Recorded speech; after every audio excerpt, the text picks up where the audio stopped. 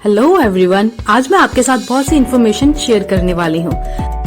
So sit back and let's go for summer vacations. सबसे पहले हम एंजॉय करेंगे शिमला की वादियाँ। So let's get started.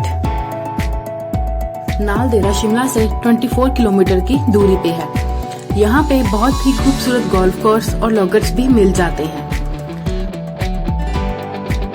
Jakhu temple, जिसे आप देखना कभी मिस नहीं कर सकते। शिमला की सबसे ऊंची पहाड़ी जाखू पर सिचुएटेड है। इसकी समुद्र तल से ऊंचाई अप्रॉक्स 8000 फीट है। टेम्पल की सबसे खास बात है कि यहाँ से शिमला टाउन के बहुत ही अच्छे व्यूज देखने को मिलते हैं। यहाँ पर हनुमान जी की 108 फीट ऊंची मूर्ति भी देखने को मिलती है। यहाँ पर आप अपनी गाड़ी के थ्रू भी आ सकते हैं या फिर माल रोड के रास्ते वॉक करके भी पहुँच सकते हैं। एक और तरीका ये भी है कि यहाँ पर आपको केबल कार भी मिल जाती है, जिसका रेंट 250 से 300 तक वेरी करता है। शिमला की नेक्स्ट फेमस जगह है कुफरी, जो शिमला से 16 किलोमीटर ही दूर है। ये जगह जू, हॉर्स राइडिंग और एक बहुत ही ब्यूटीफुल मार्केट के लिए फेमस है, जहाँ पर आप अपने लव्ड वंस के लिए हैंडीक्राफ्ट्स और सुवेनियर्स ले सकते हैं। यहाँ पर आपको ऑफ-बीट रिजॉर्ट्स और होटल्स आसानी से मिल जाएंगे। यहाँ पर आप work from home, eternal peace या मेडिटेशन बड़े ही मजे से कर सकते हैं। ब्यूटीफुल रिज, इसे शिमला का दिल भी कहा जाता है। रिज एक बहुत ही बड़ा ओपन स्पेस रोड है, जहाँ व्हीकल्स अलाउड नहीं है। यहाँ पर आप अपनी इवनिंग वॉक्स एंजॉय कर सकते हैं या फिर सनसेट के व्यूज कभी मत स्किप करना। माल रोड पे शॉपिंग के मजे या रेस्टोरेंट्स का खाना बहुत ही जबरदस्त होता है। More over the famous Gaiety theatre, जो शिमला का कल्चरल लैंडमार्क है, हेरिटेज शॉप्स जो ब्रिटिश इरा से आज भी वैसी ही हैं। उसके बाद क्रिस्ट चर्च, जो नॉर्थ इंडिया के दूसरे सबसे पुराने चर्चेज में से एक है। सेंट माइकल कैथोलिक कैथेड्रल भी फेमस चर्चेज में से एक है, जो डीसी रोड पर सिचुएटेड है। इंडिया के टॉप टूरिस्ट प्लेसेस में से एक है मनाली। यहाँ का पहला टूरिस्ट स्पॉट है हडिम्बा टेम्पल। माँ हडिम्बा देवी का टेम्पल मनाली में बहुत ही फेमस है। 24 मीटर हाइट वाला ये टेम्पल बहुत ही पुराना है। टेम्पल के चारों ओर बहुत ही घने जंगल हैं, जिसे डोंगरी वन विहार भी कहा जाता है। यहाँ पर भीड़ बहुत कम होती है। यहाँ आप अपनी फैमिली के साथ एंजॉय कर सकते हो और फोटोशूट के लिए बहुत सारे फोटोग्राफर्स अवेलेबल होते हैं। गार्डन की एंट्री फीस ₹10 है। ओल्ड मनाली में फेमस है ग्रेफिटी लेन्स और कैफेज। यहाँ पर आपको मनाली के सबसे बेस्ट कैफे मिलेंगे, जैसे सनशाइन कैफे और लेजी डॉग। ओल्ड मनाली का मनु टेम्पल मनाली माल रोड पे 3 किलोमीटर के डिस्टेंस पर है। मनाली का नाम भी मनु ऋषि जी के नाम पे पड़ा था। उन्होंने इस जगह पर काफी सालों से तप भी किया था। सोलंग वैली मनाली से 14 किलोमीटर के डिस्टेंस पर है और हर मौसम में सोलंग वैली के नज़ारे अलग ही होते हैं। जैसे कि सर्दियों में स्नोफॉल और गर्मियों में वादियों के नज़ारे अलग ही एक्सपीरियंस देते हैं। पैराग्लाइडिंग, स्कीइंग, ज़ॉर्बी वगैरह एक्टिविटीज की जा सकती हैं। सोलंग वैली को मनाली की हार्ट बीट भी कहा जाता है। एक्टिविटीज की एंजॉयमेंट नीचे ही होती है, पर अगर आपको और भी एक्सप्लोर करना है और स्नोफॉल के व्यूज देखने हैं तो आप रोप पार्क के थ्रू जा सकते हैं, जिसकी one side ticket approx ₹8 to 900 है। ऊपर से आप बहुत ही अच्छे व्यूज और पीर प्रांजल देख सकते हो।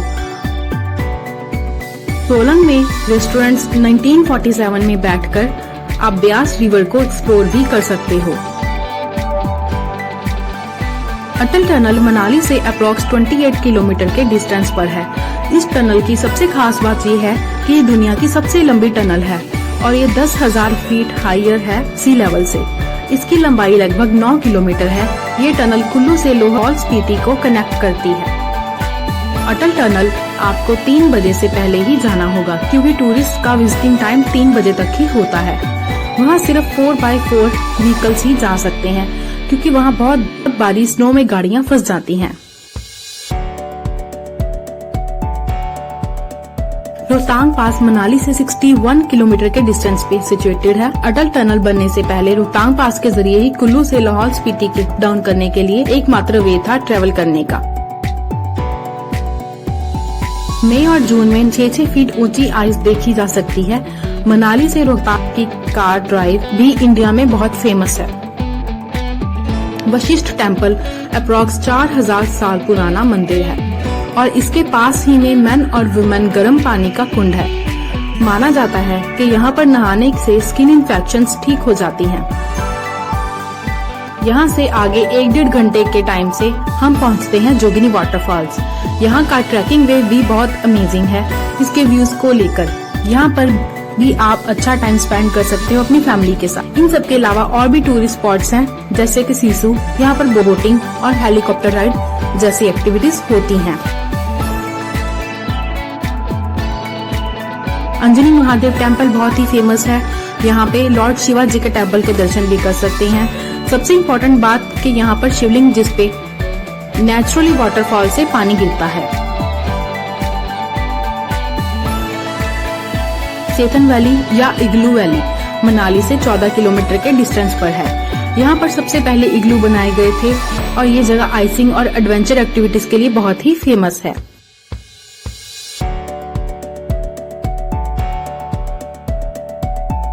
अदर प्लेसेस जैसे बरूद पारशा वाटरफॉल जो एक अनएक्सप्लोर्ड जगह है, ये मनाली से सिर्फ 5 किलोमीटर के डिस्टेंस पर है।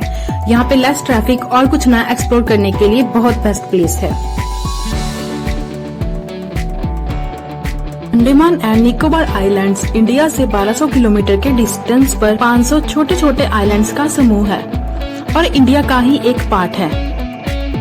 1886 में अंग्रेजों ने इस जगह को डेनमार्क से खरीद के ब्रिटिश इंडिया का पार्ट बना लिया था और आज ये इंडिया की यूनियन टेरिटरी है। ये जगह फेमस है अपने वाइट बीचेस, एडवेंचरस एक्टिविटीज, अंग्रेजों द्वारा बनाई गई सेल्यूलर जेल, जिसके कारण इस जगह का नाम पड़ा काला पानी। यहाँ आपको डोमिनोज, मैकडॉनल्ड्स या उबर ओला नहीं मिलेंगे। आपको यहाँ के लोकल ब्रांड्स पर ही रिलाई करना होगा। गाड़ी का रेंट आपसे 12 से 13 किलोमीटर का 900 से 1000 तक भी ले सकते हैं। यहाँ पर आपको सबसे सस्ती ₹400 से 500 में स्कूटी मिल जाएगी।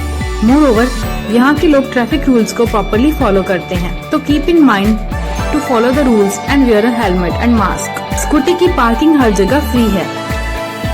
सबसे ज्यादा फेमस है सेल्यूलर जेल, जिसे अंग्रेजों ने 1906 में बनवाया था। सेल्यूलर जेल के पहले 7 ब्लॉक्स होते थे। वर्ल्ड वॉर 2 के बाद 3 ही ब्लॉक बचे हैं।